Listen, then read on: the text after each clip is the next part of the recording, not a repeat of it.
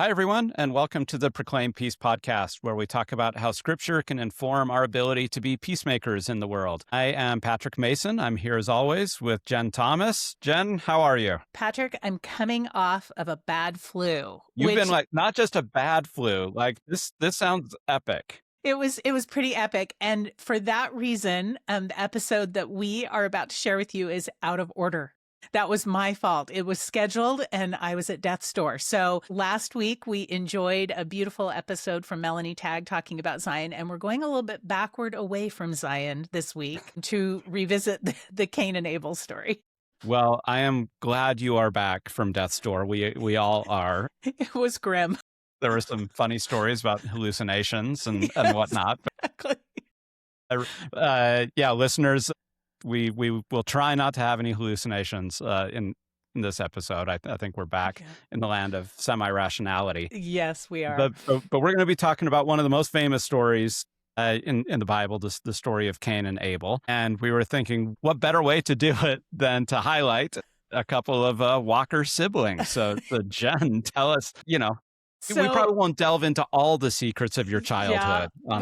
We're not going to tell all the stories, but I am one of 7, and my brother John is joining us today on the podcast. And part of the reason we wanted to do that, not because he and I have any deep, innate sibling conflict that we're working through. We're not a Cain and Abel. We're not a Cain and Abel. Nothing beyond the average childhood level of attempted murder, right? Which we all do as little kids. But one of the things that I wanted to bring John on is John is a very thoughtful, and he thinks deeply about the scriptures and does a lot of research about them, and is a really lovely person for me to talk to. And he's always been a source of wisdom as I've talked through podcast episodes in the past. And one of the things that we wanted to bring John on to highlight was just that I think, particularly in a framework of conflict resolution and thinking about the scriptures through a peacemaking lens, it's really easy to think you can only do this if you're sort of professionally trained. But I think one of the things that we wanted to bring John on to highlight is just by approaching the gospel differently and starting to think, which he's done deeply over the last couple of years since we started this podcast, it's opened up his mind to new ways to think about the scriptures. And I think it's been really rewarding for him. And we just wanted to bring him on to highlight that this is accessible to all of us. It doesn't require a degree or a special professional training to be able to think about the scriptures deeply and differently through a lens of conflict, transformation, and peace. Yeah, and I'm so glad that we're modeling that, because, obviously we've had incredible professionals, dozens of amazing people who've really spent their lives studying and practicing the art of peace.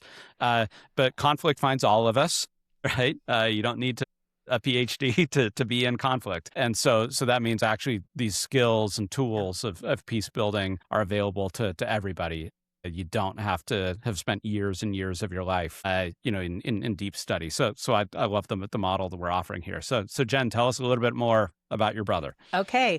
Well, we are going to jump into a really meaty discussion of Cain and Abel, and I'm really excited about that.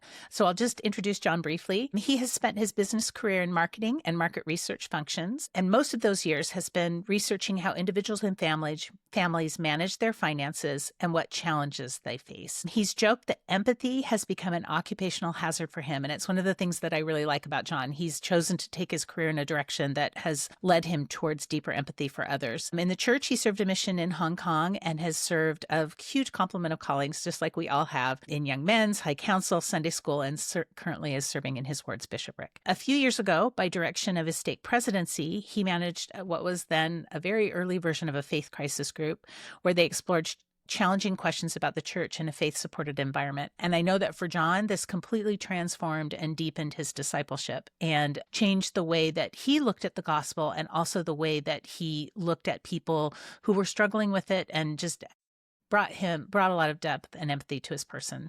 And so we're really grateful to be able to have him share this wisdom with you today. Welcome, John. We are so grateful to have you here to discuss this knotty and thorny issue of Cain and Abel with us today. We want to start by just inviting you to answer the question that we ask all of our participants. How do you define peace? That is such an interesting question, and I have loved hearing how all of your guests have answered it in the past. The way it just mulls in my head is I view peace as the absence of destructive conflict. And I have to throw in that destructive because I just don't see a world that progresses either spiritually, emotionally, physically without some form of conflict. And I think conflict isn't bad. It's only bad when it destroys, erodes, and it doesn't have that foundation of ability to move forward through the conflict in a positive way. I know that's I don't know if that's a great description or not, but that's kind of how I've always thought about it. No, I think that's great. And I think it is really helpful we distinguish destructive conflict from other kinds. So speaking of destructive conflict, let's talk about Cain and Abel. So obviously this is one of the most famous stories probably in the world, one of the foundational stories for the kind of biblical world, Western world, if you want to call it that. Now as Latter-day Saints, though, we have not one but two versions of this story, because we obviously have the biblical account that we share with the rest of the biblical world in Genesis 4. But of course, we also have the book of Moses in the Pearl of Great Price, in which that's where we have Joseph Smith's translation of the first several chapters of Genesis. And so in this case, we've got two versions of the story. So Jonathan, how do you think about this? How might we think about these? Are these really just the same story with a few words that are different, or how should we approach, Genesis versus Moses? It is so interesting because we, as members of the church, have an embarrassment of riches, right? I mean, we often don't realize just how much we have and how wonderful it is. But I see these two versions as their own standalone versions. And the reason for that is if you just read internally and in context what's happening in these two versions, they're not just kind of fixed. The Joseph Smith translation isn't just fixing a word here or there. It's a change in perspective. And when everybody knows that when you tell a story, how you tell the story has huge implications on what you learn from the story, what the story means to you. And if we look at the Moses version, that story is first-person God talking to Moses. And that perspective means that the veil is transparent. He is telling the story with this perspective that we don't often get, that's very broad, very wide, and it's also very deep in the sense of it penetrates motives and personalities and what's going on that we wouldn't be able to see. The Genesis version is very much a captive within the mortal experience story, meaning what we learn from that story has as much to do with what the author tells us as what the author doesn't tell us. And we have to pay attention to those gaps because they tell us a great deal.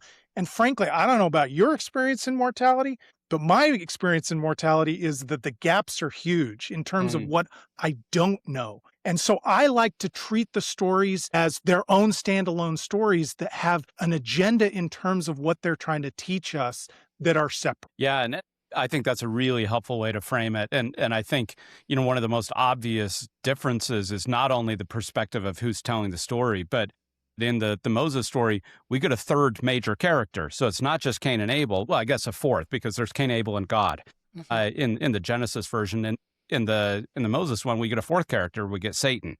And that, when you have four people on stage rather than three, that changes the dynamics and the character interactions and the motivations. So I think you're right to read these two texts, not necessarily as one supplanting the other or something, but as two texts that both are illuminating certain aspects of this same story. So one of the things I'm really interested in this context that you've just brought up is we have a story, and there's much more to this story than a sibling conflict, obviously, but it is a sibling conflict. And at the beginning. And I'm wondering if you could share with us a little bit about how you approach these stories differently, knowing these two different perspectives that you've talked about. So for example, if I'm dealing with conflict with my brother, if I have a brother that I was talking to Who on a would that be? podcast.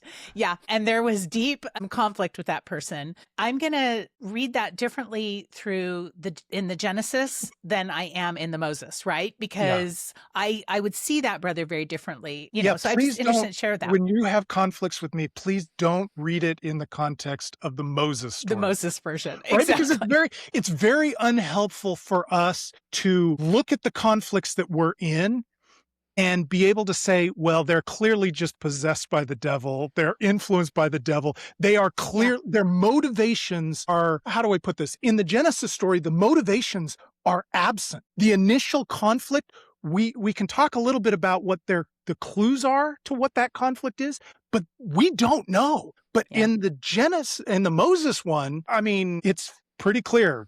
The devil made me do it, right? The devil's behind it. And if we approach our conflict with other people in the Moses perspective, then it becomes really dangerous, where we can just kind of point our finger and say, well, they are in the wrong on a very deep level. And I think that's a risk we frequently run. I mean, instead of assuming that we don't have all the details, which is true in the Genesis story, I think sometimes one of the errors we can make, sometimes as people of faith, is to attribute others' actions that are in conflict with us or contrary to us to malevolent forces. They might be evil, they might be bad.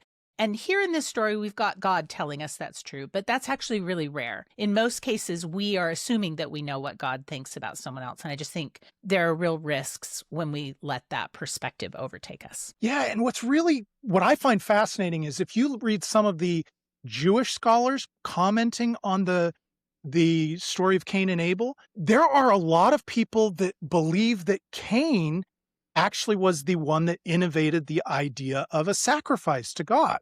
Now, in the Mormon tradition, we know that Adam and Eve were doing that long before Cain came along. But what I like about that framing is that it doesn't turn Cain into an immediate villain. It asks the question of what he brought to the table. And then it brings up the really tough question of why was his sacrifice not accepted or respected and whatnot. And so what I like about it, especially because in the Genesis version, when in verse 1 and in chapter 4, it says, Eve says, I have gotten a man from the Lord. My understanding is that word man is not just a male. It's almost an honorific. It is a grown man with respect. And if we take that to, far enough, you kind of say, well, okay, right now, from the Genesis point of view, what is wrong with Cain, right? Let's put aside the Genesis version. It becomes this unusual question of what is really going on? Where does that conflict actually start? Yeah.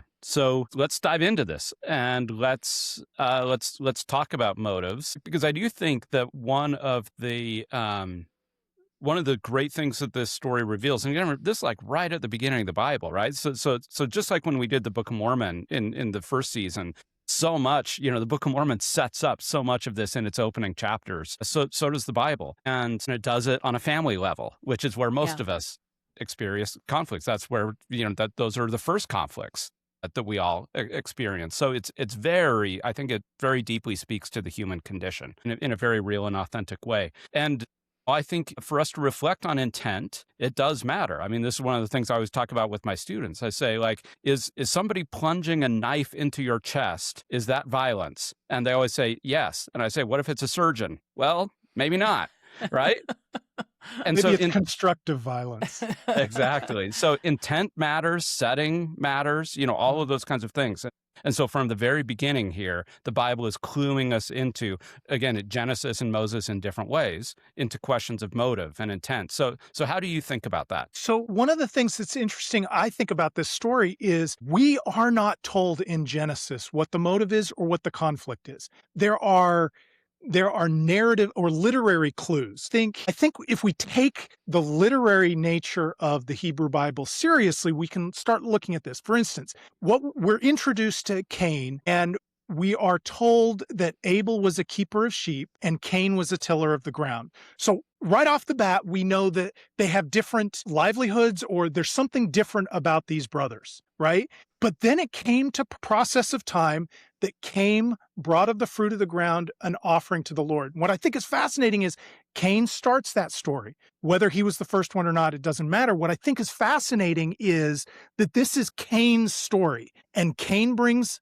the first sacrifice, but the very next verse is Abel also brought his sacrifice, and it was respected by the Lord. So then we hear that Cain's sacrifice was not respected of the Lord. So in a literary sense, Cain's story is interrupted by Abel and Abel's success. And so we don't know what's going on in Cain's mind, but if we look at this as Cain's story, immediately there's this sense that Abel upstages him, and we don't know why. We don't know what that conflict is. We don't know whether Abel is just kind of a jerk, whether Abel is just righteous and Cain's doing it for the wrong motive. When we read the Moses story, we get a very different picture of why Cain offered the sacrifice. But the beautiful thing about that Genesis story is there's a gap where the conflict exists initially. And I think that's important because we as human beings can fill that gap with the conflicts that we recognize in our lives. If it's just about sibling rivalry, then this becomes a story about sibling rivalry. If this is if the author talked about pride, this story becomes about pride. But the fact that that initial conflict is not revealed to us tells us that the meaning of the story comes after that conflict. It's not that. So tell me more about that. I think this is really interested to tease this apart because so much of the difficulties that we have with other people flow from us bringing our narrative to their story or bringing our understanding of what has transpired based on our limited vision of the world, right? And I'm wondering if there are suggestions you have for us that we as human beings can sort of head off that tendency so that if we find ourselves in a situation where conflict has entered the chat, right? Whether it's between siblings or anyone else, what is a way that we can sort of step back and not impose our narrative framing on what's happening? So that's what I love about the Genesis version of this story is that by not being omnipotent in this story, the narrator has left that gap and almost saying it doesn't matter what Abel's motive is. That's not the key question. The key question is, how did Cain react? How did Cain react? Yeah.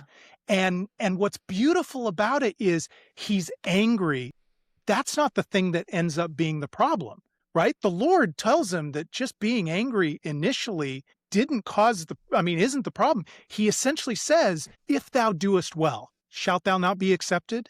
Right? I mean, he's essentially saying, what does this have to do with Abel? This is not a conflict about Abel. This is what's going on in your heart. And if we were told what Abel's heart was in this version of the story, then we would then be able to judge Cain differently. We'd be able to judge Abel differently.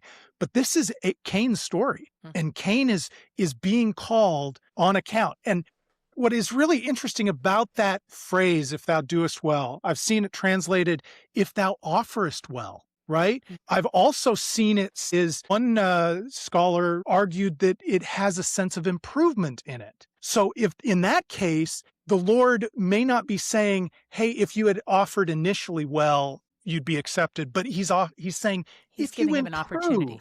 Won't you be accepted? And then there's this sense of repentance that is embedded in this story that forget where you were, forget what happened just moments ago. There's a way forward and we all know what it is.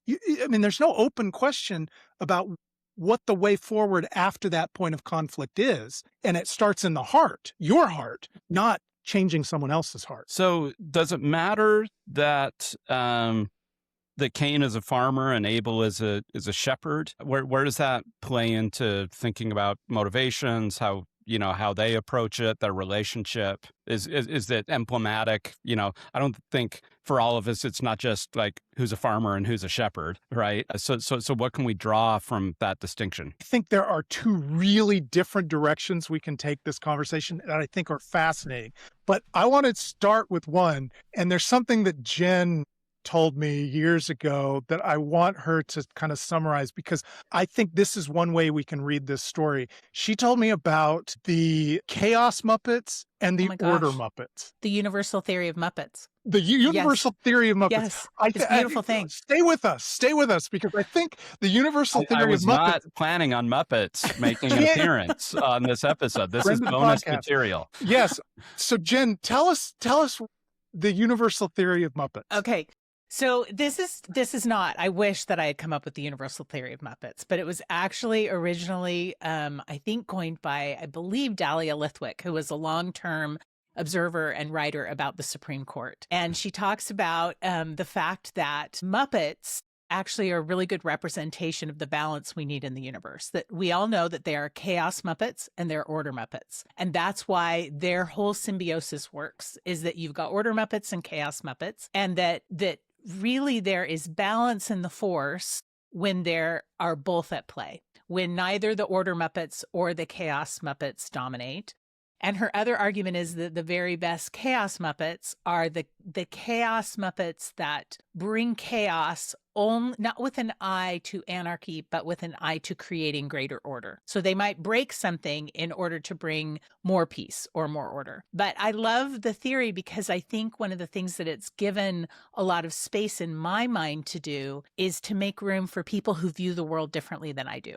That there are people who have different operational strategies to do good in the world, and that just because I'm one or the other doesn't mean that I am more valuable than the other person, but that I have something to contribute and I have to make room for the other person to contribute as well. Otherwise, madness. Because the Muppets only work if you've got Miss Piggy to bounce off against Kermit, or if you have, Sam the Eagle and Gonzo, right? That it only works if both of those things are at play. But I am dying to hear how you're going to bring this back to Cain and Abel. So knock yourself out, John. All right. Okay. So when Adam and Eve are cast out of the Garden of Eden, we are told, God tells them that the ground is cursed so that he must, by the sweat of his brow, eat bread, right? So there's this idea that the idea of tilling the ground, being a farmer, is the traditionalist view. This is what was meant to be. That by the sweat of your brow, you eat bread. God even said that's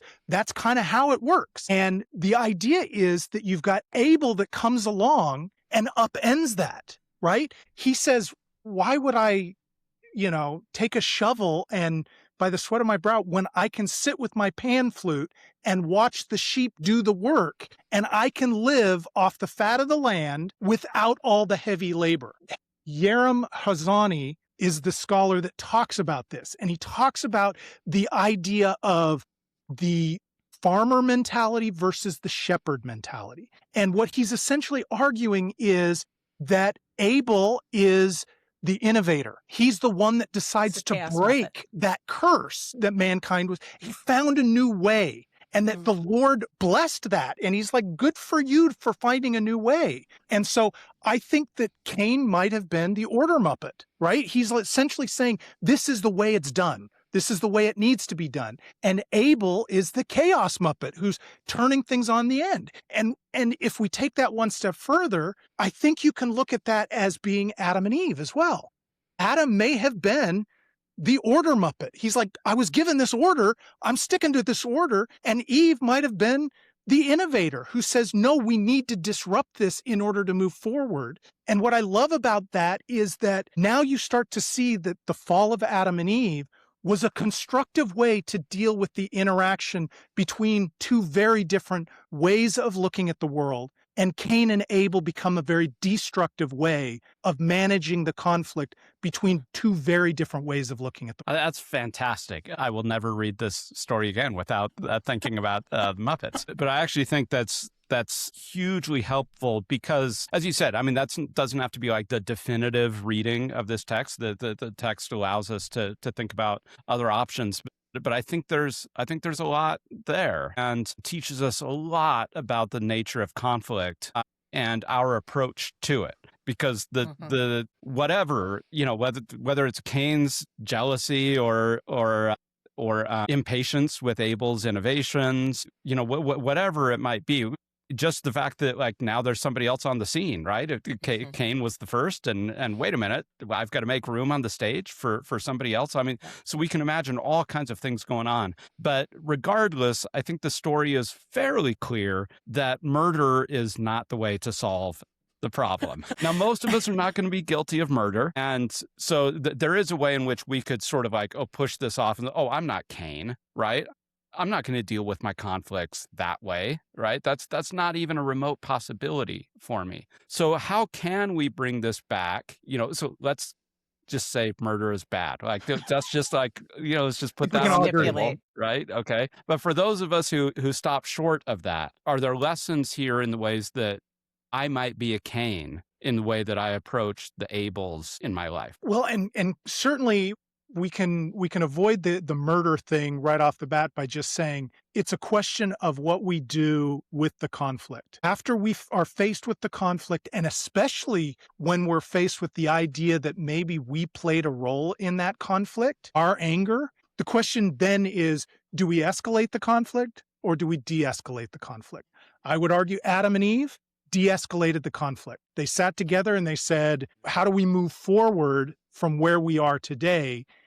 And Cain went the other way. He dug in. He's like, I am justified. If only the conflict, if only Abel went away, the conflict would go away. Right? I mean, that's essentially what he did. And we do that all the time in our relationships, right? If only I could make the relationship go away. If only I could make the other person, if I could win this argument and make them go away, I win the conflict. We erase them from the conflict means our victory. And I think when we think of it that way, would acknowledge that's a truly terrible way to go about conflict resolution. Even if you can't ever come to a meeting of the minds, the idea that I need to somehow erase either your agency or your ability to argue on this point or your life or presence, anything.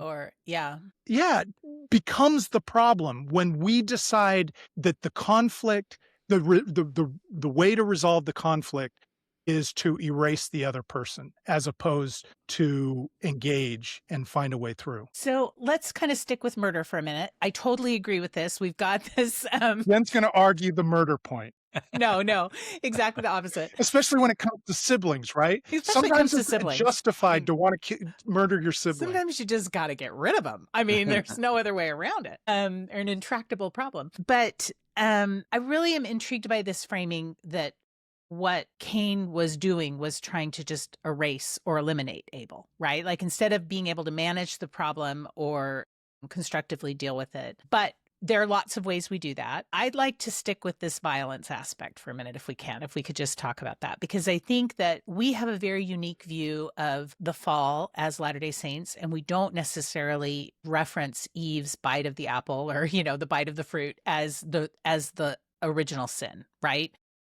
And I maybe would like to propose that the actual original sin of humanity was when violence enters. It becomes a solution to problems, right? And I'm wondering if you'd be willing to talk with us a little bit about what this story tells us about the origin of violence and why in both the Genesis and the Moses stories, what God is trying to communicate to us about the problems of violence. And that I think this is very emblematic of the human impulse to just say violence will solve the problem, right? I think there's a reason this story is so early in, and I think it exists to actually not justify violence, but to show us that that is not the way from the very beginning. And I'd love to hear your thoughts about that. So this story is tough on this, right? Because what it's essentially saying is the violence is a form of control. And it's a way of controlling somebody else, all the way to the ultimate point of erasing them from the story altogether.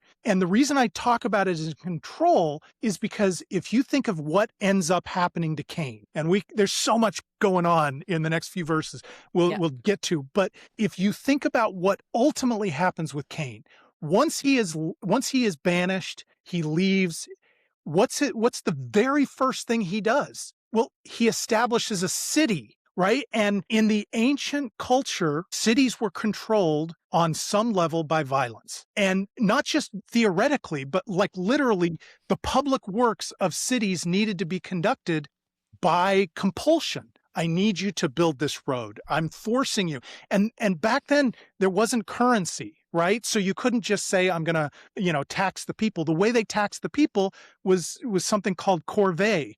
Or corvée, which is forced labor. And it was your tax was to spend this amount of time on public works. And I don't think it's an accident that what's going on in Genesis is that we're setting up this dichotomy between the freedom of a shepherd who essentially lives off the land, goes where the land needs him to go, has ultimate freedom both autonomously, but also in terms of morality, right? This freedom to choose the God you want instead of the God of the city that you are in. And I think that what's going on here is that by setting Cain up, it makes perfect sense that Cain becomes the one to innovate the idea of a city. Because what is going on, and we'll see this throughout the rest of Genesis, is this dichotomy between the constriction of the city versus the freedom of the shepherd. And I think what the author of Genesis is telling us is we should be maximizing our freedom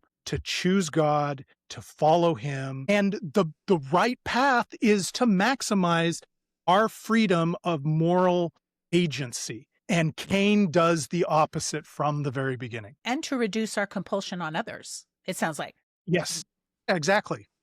And I think that's a really important point, is that if this is Cain's story, not only does he choose compulsion, he chooses to force that compulsion on others, right? And if we switch to the Moses version of the story, Cain is manipulated and compelled to the actions that he does by Satan. And the fact that he reverberates that through to the control he has over the people around him kind of tells you how the daisy chain action of both violence and control happens and what we have to do to fight against that, which is particularly difficult often in a family scenario, right? Where you are in so close quarters that, this is totally aside, but in our family, we had we had 7 kids. And when we went out to eat, the question is, where do you go? Right? All of a sudden, do you compel the young kids to go to the restaurant that the older kids want to go to? Or do you compel the older kids to go to McDonald's, which they don't want to go to because the 4-year-old demands to do it? And this is one of those situations where my parents were not people of control. And so my dad, we would sit in the car, and what would my dad say? I need 4 votes. I need 4 votes, right? He forced us to work with each other. And it was not uncommon for the older siblings to negotiate with the younger siblings that I'll vote for McDonald's next time if you let us go to, I can't even remember a good restaurant we used to go to, Casa Melinda or something this time. But it's this idea of how do you, in a situation of a family, engender a sense of control by every member of the family when ultimate control is unhealthy. Yeah, I think that's really helpful. And I think I'm thinking about the Moses version where Satan plays so prominently, totally absent in the Genesis version. And, the root of the name Satan is the accuser. And of course, that's what, especially again in the Latter-day Saint version of this is Satan's role in the garden. Again, Satan's absent in the biblical version, but we get Satan in the restoration versions of this story. And he's trying to get Adam and Eve to accuse each other. And they do that a little bit, like the little blame game. Yep. Right? It's like, oh, not my fault. It was her. And she's like, it was the serpent, right? So he's a little bit successful, but then I think, as you say, they sort of rally together and they overcome that rather than mutual recriminations. And here, Cain gives into it. Cain gives in to a pattern of accusation, including an accusation against God. And so I want to talk about God's role here a little bit. One of the really interesting books I read in graduate school that talked about this story, it was called The Curse of Cain. And in it, the author sort of made God out to be the bad guy. She didn't have the Book of Moses version. She was only working off of the Genesis version. And she said, it's not at all clear why Cain's offering was any less worthy than Abel's. But God chooses one over the other. And it's God's, this kind of preferential treatment, right? Everybody knows when kids, when they get a whiff that the parents are giving preferential treatment to one kid or to the other, that leads to all kinds of resentment and enmity, and then fighting among the kids, right? I mean, that's I think we see that in a lot of families, and at least this author suggested that actually God's being a bad God here, or at least that a lot of blame lies at his feet because he's treating one better than the other. How do you now? Again, in the Moses version, it's pretty that falls clean, apart. Yeah, A right? lot of clarity. It's pretty clean. But is there any way that we can think about that from a Genesis perspective? What is God doing here? Why does he choose one over the other? So this is one of the reasons why I think the lack of motive in the Genesis story is so important. Because if we're not careful, we fill that motive with our preferences. And then we tell the story out. And I would argue that author essentially did that. Yeah. They filled the gap of no information with the information that Cain's offering was just as good as Abel's. Well, that's an assumption that we're making to the text that is not supported by the text. Now, it could be, and it could not be, but I think the point is that what happens after that is the point. And I think that's what's so cool about the way God interacts with Cain is it echoes what he was doing in the Garden of Eden, right? When he comes down, he's like, Adam, where art thou? The question is the first thing. Accountability. Who are you? Where are you? What have you done? Right? And both Adam and Eve do try to shift blame a little bit, but they also they do admit it, right? They say, accept accountability. The serpent gave me and I did eat. I did this, but there are some mitigating circumstances. So there's a bit of that. Cain doesn't do this at all, right? Yeah.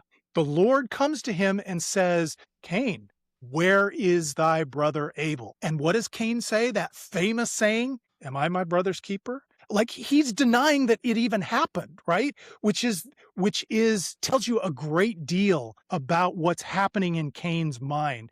But that statement is just so amazing for so many reasons if we unpack it, right? What is he saying? He's like, am I my brother's keeper? Well, his brother was a keeper of sheep. And he's essentially saying, am I supposed to look after my brother like he looked after his sheep? There's this sense of derision as well as denial. And there's in our version of the Old Testament, it's not here, but in some other ancient versions like the Septuagint, which is the version of the Old Testament that, Paul would have read, there's a phrase in there where Cain says, Cain talked with his brother, and our version says, and it came to pass when they were in the field. Well, another ancient version of the scriptures say, and Cain talked with his brother Abel, let us go into the field. There's a quote there. There's this volition. And so when Cain takes his brother into Abel's field, he is acting as the shepherd. And then he says to God, am I my brother's keeper? Well, you just did. And we are. And so I think it's really interesting that there's parallels there in terms of how God is reacting. And the first thing God always does is asks us of our account. And why? Because that question is what's powerful for internal assessment of what we're doing, our own motives. And if you just wag your finger at someone, it's super easy to then become defensive. But if you ask someone, what have you been doing? It invites us to really be honest with ourselves about what we're doing. Yeah, and I would exactly, and I would say another principle here that I think is helpful, and actually this author that I referred to raised it, but I think I would go a different direction than she does. But it's this principle of scarcity, right? It seems like there's only so many blessings to go around, right? We come across this right later on with the Jacob and Esau. Is there no blessing for me, right? That Isaac can only give one blessing. And here, again, we don't know exactly why, but at least the sense is only one offering is accepted and the other is not. And that is the world we live in. That is simply just a description of the world we live in, that some people have more than others, right? That some people seem more blessed. Again, from the Genesis perspective, it's like how we see this, right? It's from a human perspective. It sure looks like some people are a lot more blessed than I am, and they don't deserve it. right? I deserve it more than they do, or, what about my offerings, God, right? And then all these horrible things happen to me, or you don't, you seem to bless other people. I mean, this is in some ways the most human thing there is. And again, the response to the story is it's not God justifying the fundamental unfairness of this world, right? I think that is part of the fall that we live in. There just is scarcity and unequal distribution. Doesn't make it right. It's just a fact of the fallen world. But the question here is, what are we going to do with it? And part of it, I love your reading of that. Am I my brother's keeper? But also, like, in a scarcity context, yes, I'm my brother's keeper, and part of my role is to look out for other people, even in, or especially because of all the inequities that we have in this world. What I love about what you're saying there is that idea of the inequality. We don't know why God respected Abel and didn't respect Cain. And once again, Genesis is like squarely in the mortal realm. We don't know why so-and-so is blessed. There's a guy that was in our ward a few years ago, and he used to joke that he just stumbles into business opportunities, right? He can't make a mistake. No matter what he does, whatever he touches blows up. And he joked about it because he doesn't take himself very seriously, but he's like, I don't know why. And it's true. I don't know why. I don't know why things that I've struggled, I can't make business work, or this person can make business work, or that person can't. If we demand an answer for why, then we're missing the point that ultimately that inequality is going to happen whether we like it or not on some level. And it may be justified for all we know. He may just be smarter than everybody else. But the question is, how am I going to react to that? Am I going to react with resentment, or am I going to react with magnanimity? And to your point, if I'm the one with the abundance, how do I react when those around me are not blessed? Do I fill that gap of misunderstanding with, well, it's their own fault that they don't have X, Y, or Z? Or do I fill that gap with the most charitable thing I can do, which is to support other people, build them up, and do what I can for them? And you're thinking deeply. Well, I'm intrigued by how much this story launches us down a path from the very origins of this narrative of human beings' relationship with God, is this idea, like you said, that there is going to be unfairness, there's going to be conflict, and it is our ultimate, our responsibility is how we respond to that. That all of us are going to be interrogated by God at some point. That He is going to be,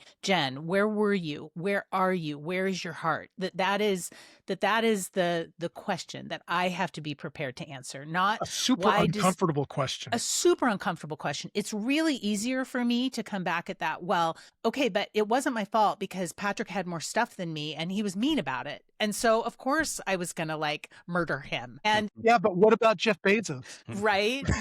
And there are a million justifications for all of us as to why we wouldn't. But at the very beginning, what God is saying is at the heart of this journey for you on the earth are two things. It's your relationship with me, your willingness to bend your will to mine, to be responsive to what I ask of you, and then your responsibility to be aware of and be a keeper of those around you. And that is very, very early on, this proto introduction of this, these two great commandments. You love the Lord your God and then your neighbor, And so those conflicts absolutely exist in this story, right? We can see the conflict Cain has with God. We can see the conflict Cain has with Abel, and we can see the conflict Cain has with himself in not being able to control his anger. 15 short verses. We're seeing all of those things churn, which I think is just fascinating. And the unwillingness and inability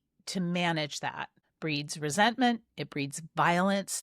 Breeds it ultimately, to your point earlier in this conversation, breeds a whole different path for a civilization that is seated in coercion, control, slavery, enslavement, all of these things that these decisions that we each of us make. It just really is making me think clearly that the decisions that each of us make to either align ourselves with God or not, there are knock-on effects of that we can't necessarily control and that we can't necessarily also negate. So we need to be cautious and careful about how we allow. Well, exactly. And Cain, this story, you had mentioned this earlier, this is another fall. And this is literally another fall. And I think we see that in all the things that are echoed, right? In terms of how God questions the mistakes that are being made, the banishment, the curse, right? God cursed the ground. He cursed Cain's ability to, all of these things. I don't think it's an accident that the author here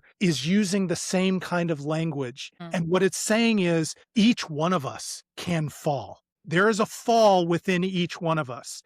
And the beautiful thing about this one is in the first fall with Adam and Eve, God sends them out and, he puts up the cherubim and a flaming sword, right? In the second fall, Cain we get no indication that God is throwing Cain out, which I think is really interesting. We hear that he's going to be a vagabond, and Cain is the one that says, I am being thrown out. And then Cain separates